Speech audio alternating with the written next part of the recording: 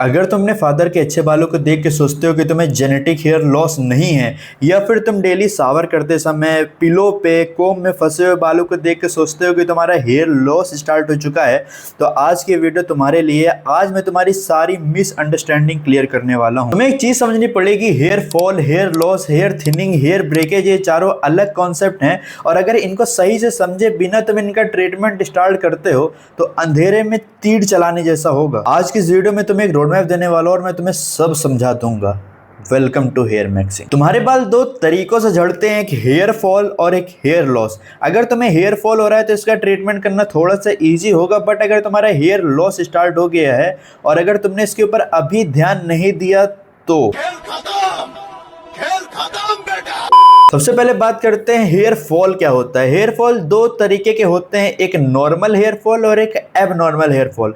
Normal hair fall एक hair cycle को follow करता है, anagen, catagen, telogen. Anagen phase जो होता है ये ग्रोथ फेज माना जाता है और टेलोजन फेज में हमारा हेयर फॉल स्टार्ट हो जाता है। अगर ये साइकिल प्रॉपर फंक्शन करती रहती है, मतलब टेलोजन फेज से एलोजन फेज और एलोजन फेज से टेलोजन फेज पे तुम प्रॉपरली जाते रहते हो, तो तुम्हें थोड़ा थोड़ा हेयर फॉल होता है और ये फिर से तुम्हारे नए बाल उगते रहते हैं, और ये बिल्कुल ही नॉर्मल है। इसमें तुम्हें डरने की कोई जरूरत नहीं है। पर अगर तुम्हें एबनॉर्मल हेयर फॉल है तो तुम्हें थोड़ा सा डरने की जरूरत है, क्योंकि ये हार्मोनल इम्बैलेंस, स्ट्रेस डेफिशिएंसी या फिर एनवायरमेंटल चेंजेस से होता है। अगर तुम्हारे हार्मोन इम्बैलेंस हो रखे हैं तो तुम्हें इसका ट्रीटमेंट करना चाहिए। स्ट्रेस हो रहा है तो स्ट्रेस मैनेजमेंट करना चाहिए। अगर कोई डेफिशिएंसी होकर रखी है तो तुम्हें ब्लड टेस्ट करवाना चाहिए, उसमें जो जो डेफिशिएंसी निकलती है उसके ऊपर तुम्हें काम करना चाहिए। और अगर तुम किसी नए एनवायरनमेंट में गए हो जहां पे हार्ड वाटर आता है तो तुम्हें एक हार्ड वाटर फिक्स करने वाला टूल आता है, तुम्हें वो खरीद लेना चाहिए। इन सभी चीजों को मैं कवर करूंगा आगे वाली वीडियो में, एक डेडिकेटेड वीडियो बनाकर। फिलहाल यही था हेयर फॉल।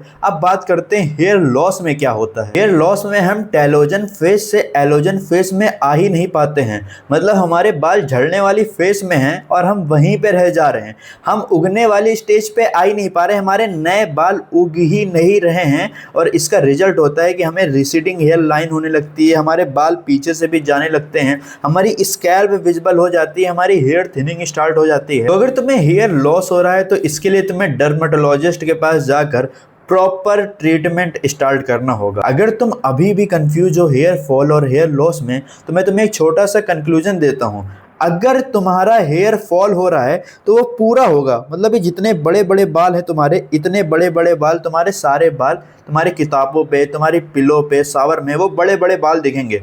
बट अगर तुम्हें हेयर लॉस हो रहा है तो वो स्टार्टिंग से एनोजन फेज में जब रहता है, जब छोटे छोटे बाल रहते हैं, इतने इतने बड़े बाल जो तुम्हारे स्कैल्प पे उग रहे होते हैं, बेबी हेयर, वही गिरना चालू हो जाएंगे।